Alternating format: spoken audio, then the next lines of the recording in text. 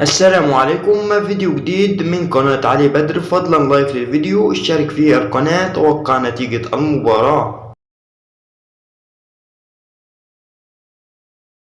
السلام عليكم. حضرتك عاوز تشاهد مباراة منتخب الإمارات والصين اليوم، تصفيات آسيا تحت 23 سنة، الجولة الأولى. ثواني وخليك تشاهد المباراة بث مباشر وبجودة عالية وبدون تقطيع.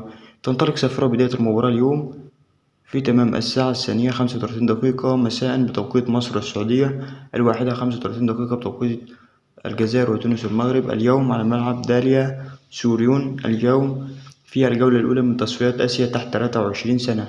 توقع نتيجة مباراة الإمارات والصين في التعليقات لمشاهدة المباراة بث مباشر من خلال الرابط هسيبهولك أسفل الفيديو. اكتب تم في التعليقات واشترك في القناة.